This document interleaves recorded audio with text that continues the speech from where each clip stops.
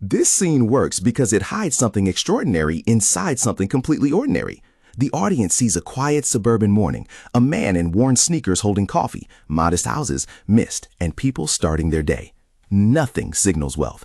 That contrast creates curiosity. The filmmaking supports that idea with restraint.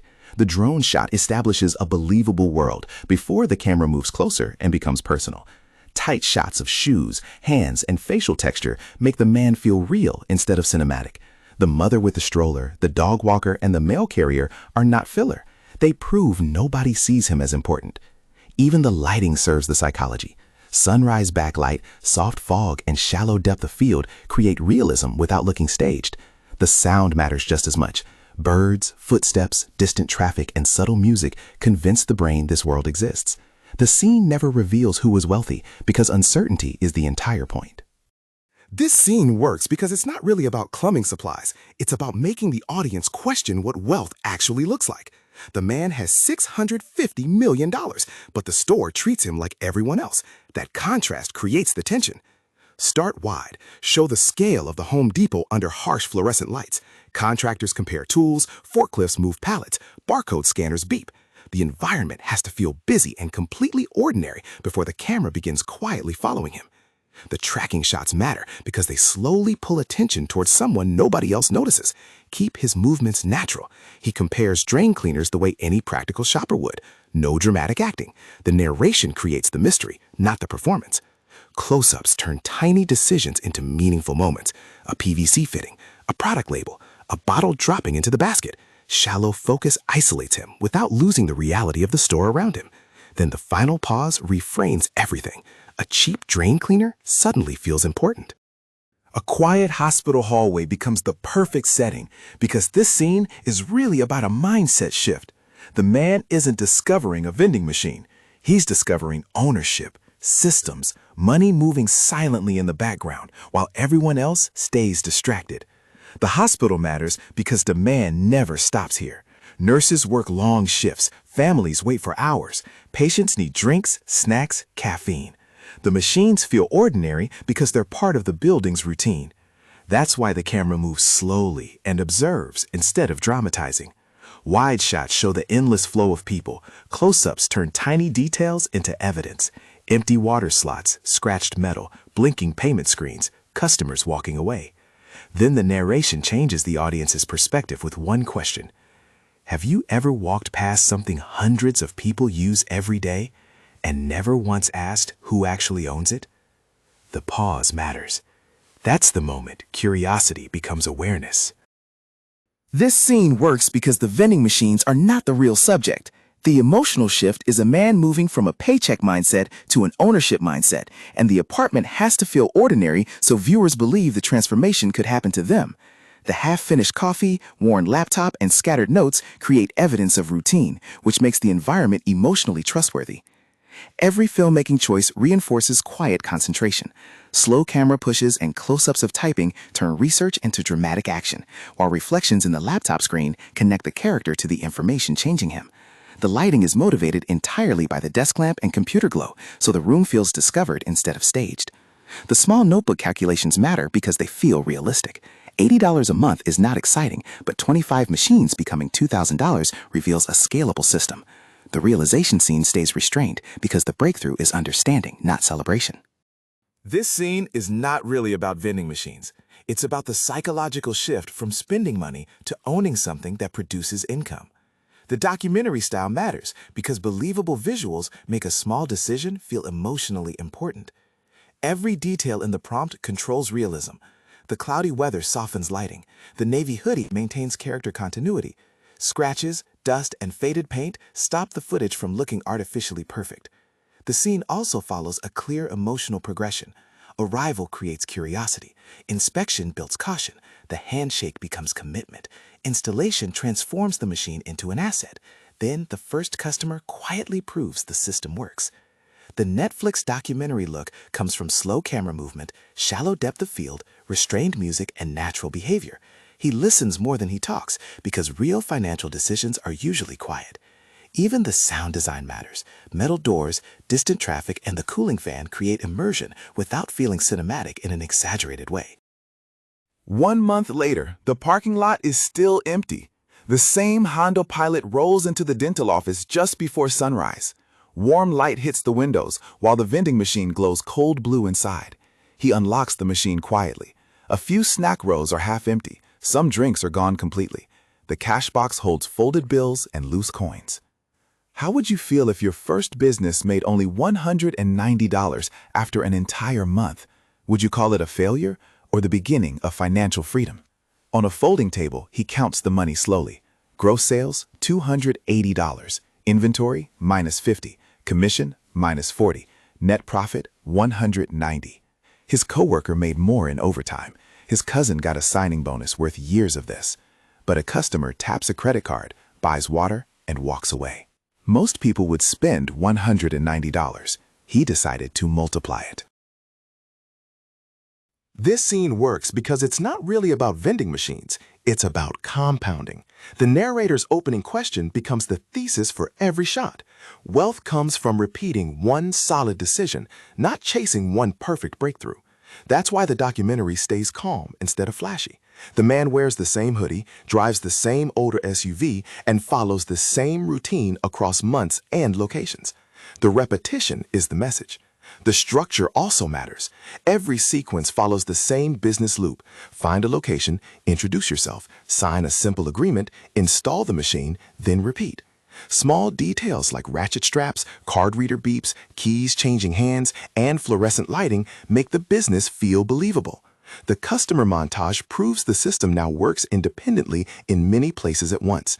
Then the kitchen table scene becomes the emotional pivot. The business stops feeling like labor and starts feeling like a network of cash flow systems quietly operating while he sleeps. This scene works because it's really about a mindset shift, not laundry. The rainy Tuesday matters. Nothing special is happening, yet the laundromat is full. Families, students, workers, machines spinning nonstop. The visual is quietly proving demand never stops. The cinematography reinforces that idea. Cold rain outside, warm fluorescent light inside. Slow drone shots and smooth tracking make the audience feel reflective instead of rushed. Close-ups of quarters dropping, steam rising, and clothes folding turn ordinary business activity into something meaningful. The narration never repeats the visuals, it interprets them. When the narrator says, "People don't stop washing clothes during a recession," the audience suddenly stops seeing washers and starts seeing recurring cash flow. Specific details sell the realism. Worn sneakers, rain on the windshield, humming dryers, detergent stains, notebook scratches. Documentary pacing makes the discovery feel genuine. By the green light, the man isn't thinking like an operator anymore. He's thinking like an owner. This scene works because it's not really about a laundromat. It's about learning to see value where other people see something worn out. The Ohio neighborhood matters because it feels believable. Cracked sidewalks, faded signs, busy customers, and sunrise light all quietly prove the business serves real people every day. The documentary style also matters. Slow drone shots, smooth tracking, natural lighting, and machine noise make the camera feel like an observer instead of an advertisement. That realism builds trust. Inside, every detail supports the same idea. Dale's notebook, repair receipts, utility bills, and lease papers show the buyer isn't chasing appearances. He's studying systems, cash flow, and recurring demand. The customers are part of the evidence too. Families, workers, students, and parents make the laundromat feel alive and necessary. And the ending matters most. The machines keep running after Dale leaves. That's the transformation. He finally understands ownership means income can continue without constant labor. This scene is really a visual argument about reliable wealth. The goal is to show that a laundromat survives changing seasons, economic swings, and everyday life because people always need clean clothes. That's why the opening drone shot matters. It establishes the business as a permanent part of the neighborhood before we ever meet the owner. The time-lapse through rain, snow, summer glare, and falling leaves reinforces the core idea. Everything outside changes, but the machines keep spinning. That repetition becomes a symbol for recurring cash flow. The customer close-ups are equally strategic. Construction workers, nurses, students, parents, and retirees quietly teach the audience that demand comes from every part of society. The repair scenes communicate operational discipline. He fixes leaks, replaces lights, upgrades machines, and installs cashless payments because profitable businesses are built through maintenance, not hype. The bookkeeping scenes complete the message. Wealth here comes from consistency, reinvestment, and systems that keep running without constant attention. This scene works because it quietly redefines what wealth looks like. It isn't about flashy success, it's about documented consistency. The modest office, the hoodie, the filing cabinets, even the ticking clock all reinforce the same idea. Real wealth often looks ordinary while it's being built. The emotional progression is controlled very carefully. First comes normalcy, then curiosity, then quiet tension as Karen opens the folder like evidence in a courtroom. The silence matters. Page turns, pen clicks, and room tone make the scene feel authentic instead of staged. The paperwork is really the main character. Vending machines, a laundromat, positive cash flow, zero debt. Nothing exciting. That's the point. The portfolio feels believable because every asset is understandable and repeatable. Karen's deliberately boring line becomes the emotional climax. Her calm approval reframes boring as intelligent. And the slow cinematography, warm light, and restrained editing all support that same psychological message. This scene works because it treats ordinary businesses with the same cinematic weight most films reserve for billionaires and startups. The story is not about flashy wealth. It's about systems quietly compounding over time. Every choice supports that idea.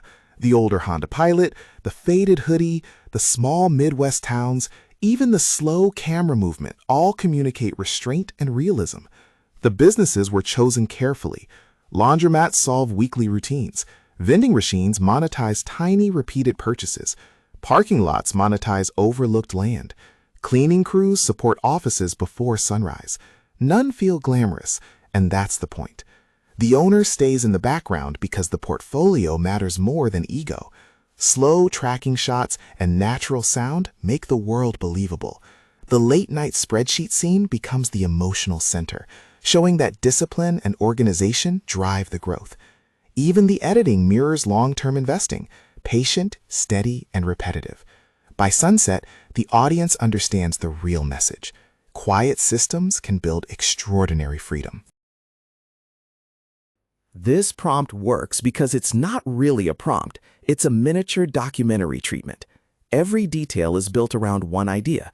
Boring assets can quietly create reliable wealth. The courthouse, the empty streets, the fluorescent hum, even the worn sneakers all reinforce restraint.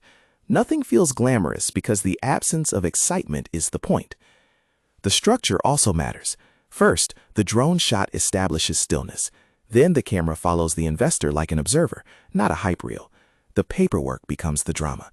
Slow tracking shots, close-ups of auction documents, and long pauses create tension through silence instead of action. The realism comes from ordinary imperfections. Pickup trucks, salt on pavement, paper shuffling, winter snow removal, those tiny details stop AI footage from feeling synthetic. Even the narration avoids explaining tax liens in depth. It interprets meaning. A parking lot becomes a symbol of dependable utility. That's why the ending works. The lot simply fills with cars, and the money quietly keeps flowing. This scene works because every choice supports one hidden idea. Real wealth is often invisible. The audience first sees traffic, glowing ads, and massive commerce. The investor sees dirt, parcel lines, and lease agreements. That contrast is the entire story.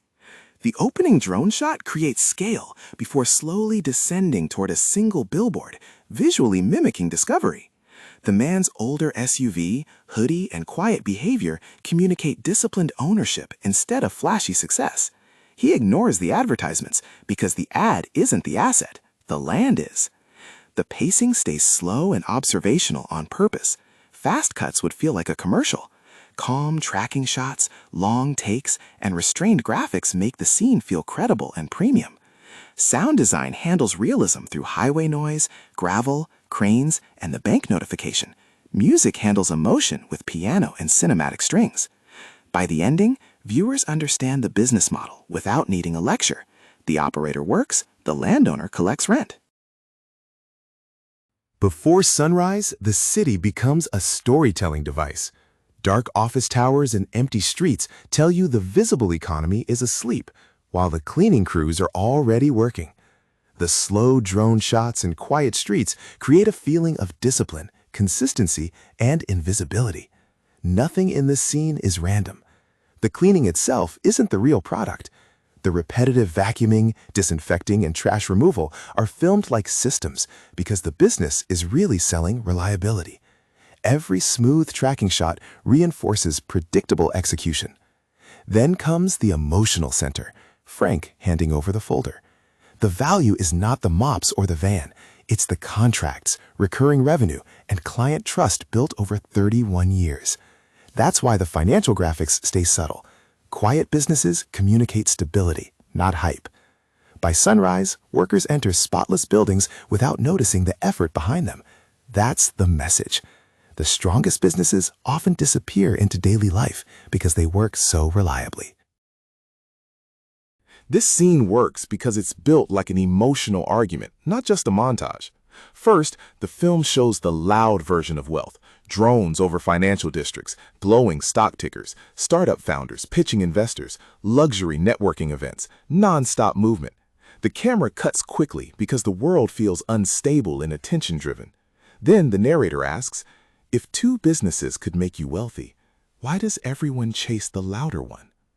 Everything changes. The music softens. The same man quietly opens a laundromat before sunrise. Washers spin.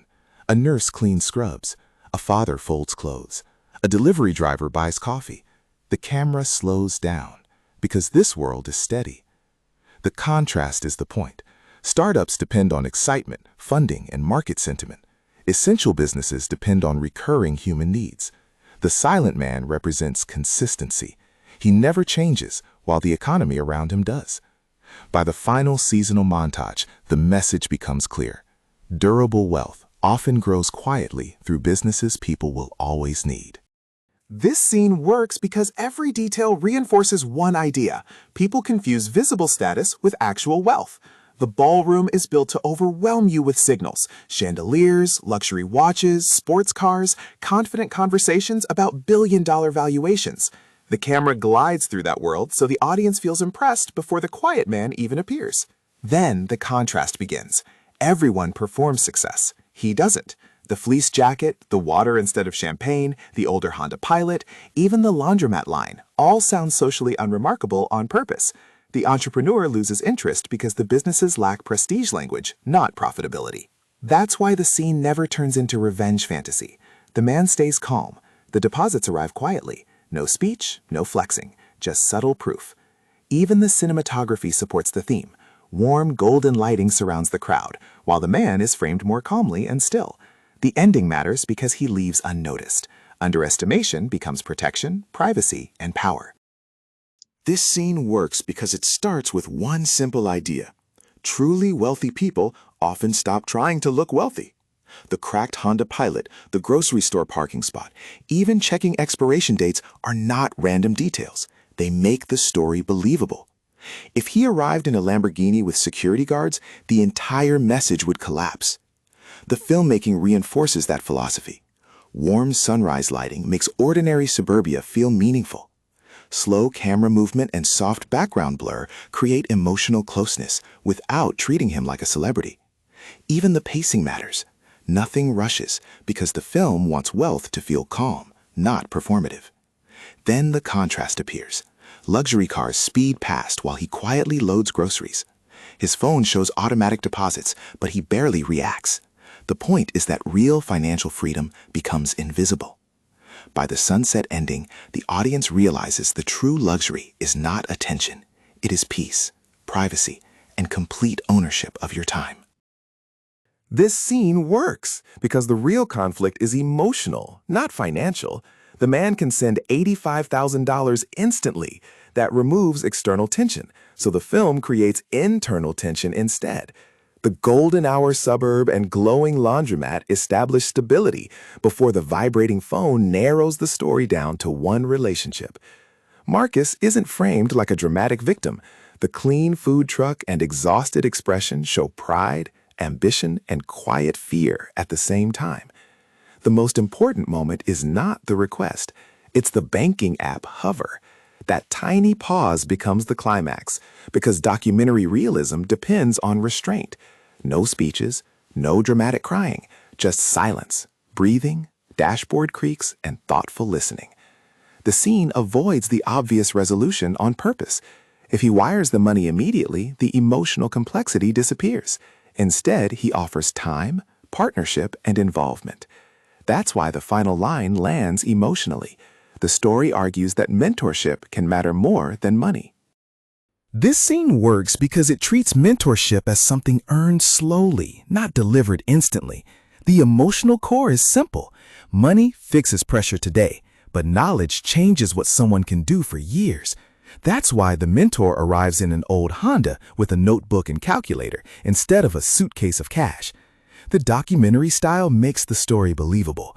Warm morning light, messy paperwork, coffee mugs, and slow camera movement make viewers feel like they're watching real life unfold inside Marcus's kitchen. The repeated Saturday structure becomes the transformation arc.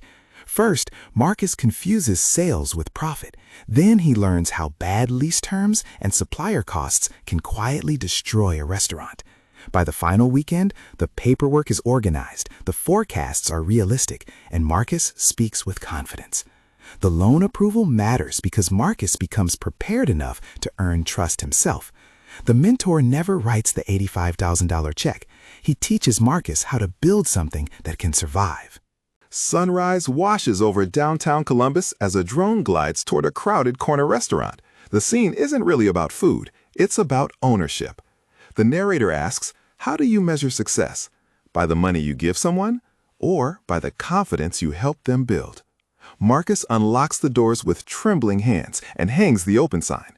That moment matters because audiences understand thresholds. He isn't opening a business, he's stepping into a new life. Inside, realism comes from tiny details: coffee steam, grill sizzle, register beeps, sneaker scuffs on tile. Netflix-style documentary filmmaking works when the camera feels observant, not flashy. Warm sunrise lighting creates hope, while shallow focus keeps emotion personal. Marcus spots his friend near the entrance. I couldn't have done this without you. You did this, the man replies. I just asked the right questions. That restraint is the point. True mentorship creates independence. This scene works because it refuses the reaction most movies would chase. A man becomes worth $650 million inside a Home Depot, and nothing dramatic happens. That contrast is the entire point. The store represents routine: fluorescent lights, forklift beeps, contractors comparing tools, cash registers chirping in the background. The world keeps moving. The structure is simple and precise. First, establish ordinary life. Then follow ordinary behavior. Introduce one tiny interruption, a vibrating phone. Reveal enormous information quietly. Then return to normal life. The emotional climax is intentionally anticlimactic. The cinematography reinforces that idea.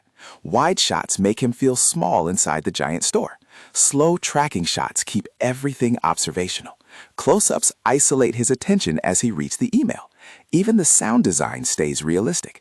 The audio softens slightly, but never disappears. His performance matters most. No smile, no breakdown. His attention changes more than his expression, and that restraint is why the scene feels real. The scene works because it refuses to behave like a rich man moment. Aerial shots show a packed Home Depot parking lot, shopping carts rattling, families loading SUVs, contractors leaving in old pickups.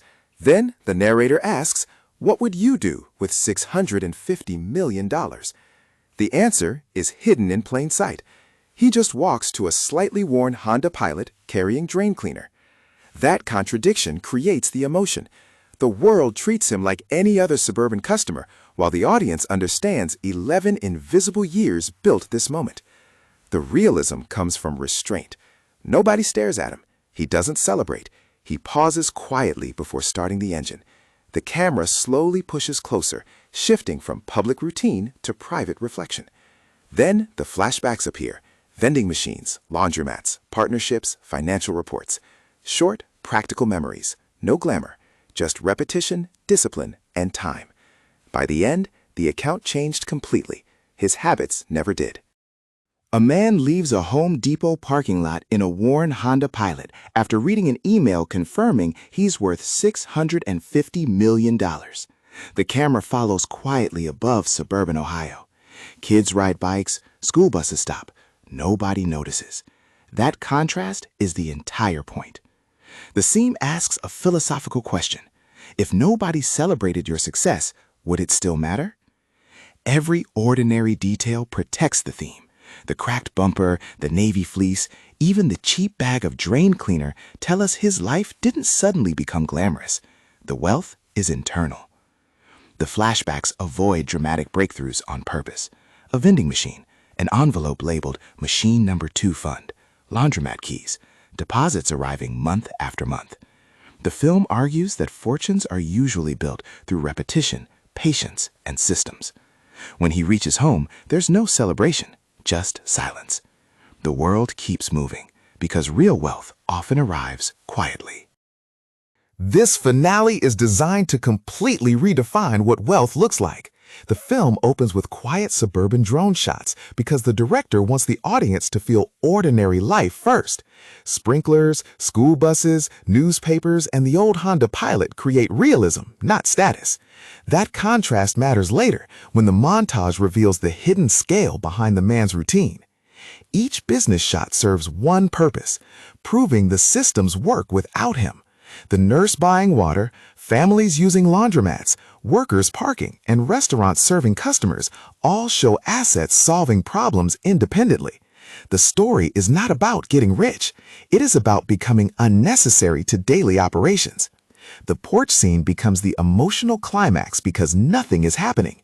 No phone, no meetings, no urgency. The silence itself communicates freedom. Then the flashbacks connect every quiet reward to years of ordinary decisions, making the ending feel earned instead of magical. What you need to say, because it slowly changes how the viewer sees ordinary life. It begins with relatable people starting another normal morning. A construction worker starts his truck, a nurse walks into a hospital, a teacher unlocks a classroom. These scenes build trust because they feel real, not glamorous. Then the perspective shifts. The camera shows vending machines, laundromats, parking lots, and restaurants. Suddenly, the viewer realizes every ordinary business is generating income for someone who owns it. That's the psychological pivot. The graphics simplify the message. Employees trade time. Owners build systems. Systems create freedom. Freedom creates choices. The park scene proves the idea emotionally. The man isn't showing luxury, he's showing control over his time. The silence before the final quote matters too. It gives the viewer a moment to reflect instead of rushing into a loud call to action.